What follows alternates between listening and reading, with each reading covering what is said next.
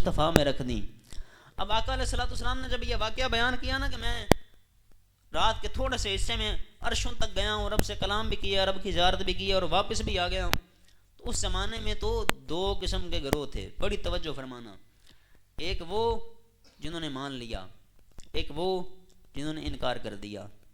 ایک صدیق مزاج لوگ تھے, ایک ابو جہل مزاج لوگ تھے. آج کے زمانے میں یہ دو گروہ تو ہیں ہی. ایک وہ ہیں جو مانتے ہیں کہ حضور نے معراج کی ہے, ایک وہ ہیں جو انکار کرتے ہیں, کہتے ہیں نہیں معراج کوئی نہیں ہوئی. لیکن ایک تیسرے گروہ نے بھی جنم لے لیا.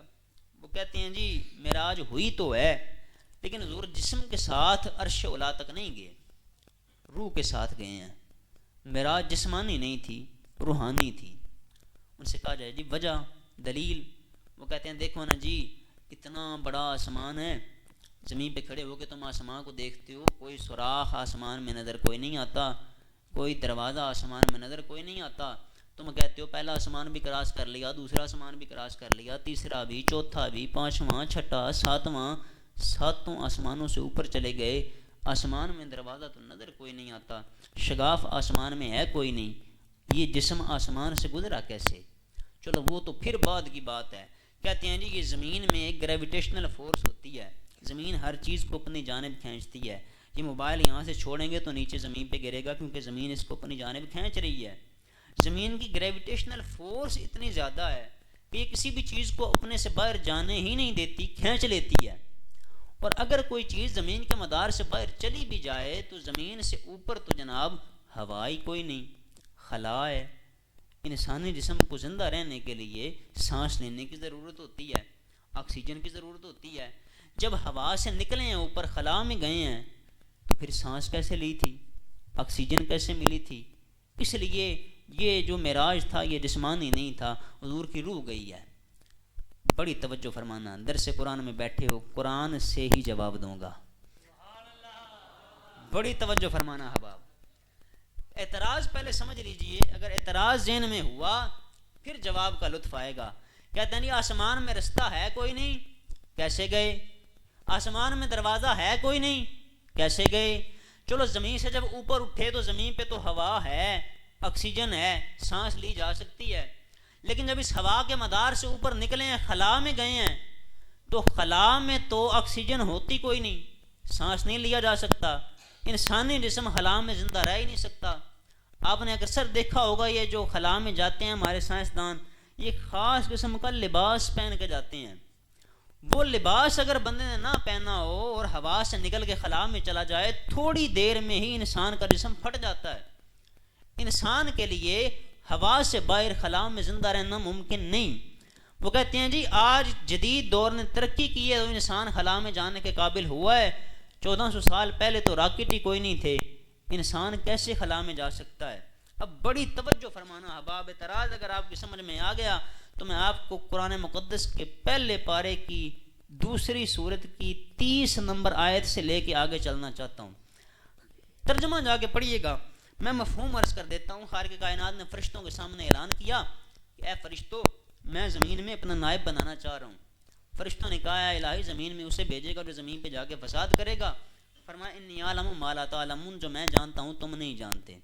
آدم علیہ السلام کو اللہ تعالیٰ نے تخلیق کیا. آدم علیہ السلام کو تخلیق کر کے خالق کائنات نے آدم علیہ السلام کو کچھ اسماء کا علم عطا کر کے فرشتوں کے سامنے پیش کیا اور کہا کہ فرشتوں مجھے ان چیزوں کے نام بتاؤ. فرشتوں نے عرض کی الہی تو نے جو سکھایا ہم تو وہی جانتے ہیں, اس کے علاوہ ہمیں اور کچھ علم نہیں. فرمایا آدم تم ان چیزوں کے نام بتاؤ. آدم علیہ السلام نے ان چیزوں کے نام بتا دیے. خالق کائنات نے ارشاد فرمایا یا ملائکۃ اسجدوا لآدم, اے فرشتو آدم علیہ السلام کو سجدہ کرو. قرآن کہتا ہے فسجد الملائکہ, سارے فرشتے سجدے میں گر گئے الا ابلیس, ایک اکڑ گیا, اس نے کہا میں سجدہ نہیں کروں گا. قرآن کہتا ہے خالق کائنات نے اس سے سوال کیا ما منعک الا تسجد اذا امرتک, اور جب میں رب نے حکم دیا کہ آدم کو سجدہ کرو تو نے آدم کو سجدہ کیوں نہیں کیا؟ اس نے کہا خلقتنی من نار وخلقتہ من طین, مجھے آگ سے بنایا ہے اسے مٹی سے بنایا ہے. آگ سے بنا کے مٹی کے سامنے جھکا رہے ہو, آگ مٹی سے افضل ہوتی ہے, میں اس کے سامنے نہیں جھکوں گا. خالق نے ارشاد فرمایا کہ نکل جا میری بارگاہ سے, فخرج انک رجیم, جا تو مردود ہو گیا. شیطان کو لانتے شانتے دے کے خالق نے اپنی بارگاہ سے جب نکالا. تفصیلی واقعہ ہے, میں فوکس کر رہا ہوں اپنے عنوان پہ. آدم علیہ السلام سے خطاب کیا. آدم علیہ السلام سے مخاطب ہو کے خالق کائنات نے ارشاد فرمایا, یا آدم اسکن انتا وزوجک الجنت, اے آدم اپنی زوجہ کو ساتھ لو, جنت میں داخل ہو جاؤ. جنت میں داخل ہو کے ایک کام کرنا ہے. الہی کیا؟ فرمایا ولا تقربا ہذہ الشجرۃ, ایک درخت ہے اس درخت کے قریب نہیں جانا. آدم علیہ السلام کو رب نے منع کر دیا, اس درخت کے قریب نہیں جانا. اب منع کیوں کیا؟ آدم علیہ السلام گئے کیسے, کیوں گئے, یہ الگ فلسفہ ہے, کبھی انشاءاللہ اس کو بھی چھیڑیں گے. فی الحال بڑی توجہ کرنا. آدم علیہ السلام کے متعلق خالق فرماتا ہے فَأَزَلَّهُمَ الشَّيْطَانُ عَنْهَا, شیطان کو لعنت ملی تھی نا آدم کی وجہ سے, شیطان نے دشمنی دکھلائی, آدم علیہ السلام کو درخت کے قریب لے گیا. آدم علیہ السلام نے درخت سے پھل کھایا. خالق نے فرمایا آدم اب جنت میں ٹھکانا نہیں. الہی حکم, فرمایا جنت سے نکلو, زمین پہ چلے جاؤ. اب آپ بڑی توجہ فرمانا. آدم علیہ السلام جنت سے نکلے. جنت ہے 7 آسمانوں کے اوپر. جنت سے نکلے 7ویں آسمان پہ آئے, 7ویں آسمان سے 6ٹھے آسمان پہ, 6ٹھے آسمان سے 5ویں پہ, 5ویں سے 4تھے پہ, 4تھے سے 3رے پہ, 3رے سے 2رے پہ, 2رے سے پہلے پہ, پہلے آسمان سے ہوتے ہوئے زمین پہ آ گئے. اسی خلا میں سے گزر کے آئے. آدم علیہ السلام کو کچھ نہیں ہوا. میں نے کہا اگر آدم علیہ السلام جنت سے نکل کے آسمانوں سے ہوتے ہوئے زمین پہ آ سکتے ہیں نا, تو پھر مصطفیٰ کریم زمین سے عرشوں تک جا بھی سکتے ہیں, واپس آ بھی سکتے ہیں.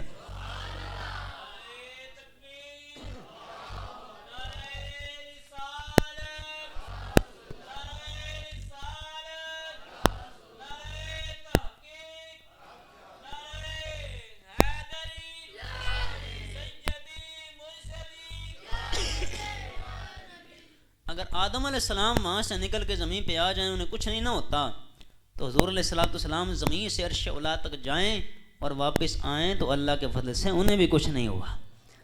اچھا یہاں توجہ کرنا.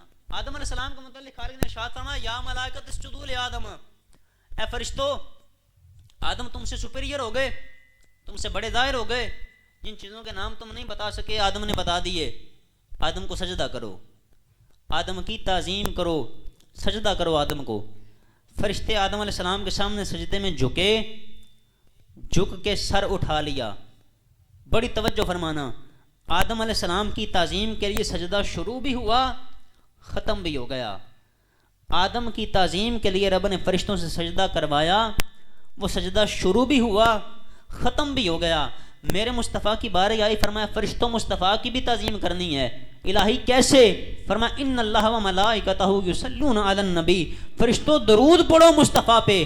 یارو سوچنے کی بات ہے, آدم کا سجدہ شروع ہو کے ختم بھی ہو گیا, آدم کی تعظیم شروع ہو کے ختم ہو گئی, مصطفیٰ پہ درود شروع ہوا ہے, قیامت تک ختم نہیں ہوگا. سوچو تو صحیح, جن کا سجدہ شروع ہو کے ختم ہو جائے وہ آدم آسمانوں سے زمین پہ آ سکتے ہیں, تو جس مصطفیٰ پہ فرشتے صبح و شام درود پڑھتے ہیں, ماننا پڑے گا وہ عرشوں سے فرشوں سے عرشوں تک جا بھی سکتے ہیں, واپس آ بھی سکتے ہیں. اچھا پھر یہاں اعتراض ہوا, کہتے ہیں چلو جی مان لیتے ہیں جسم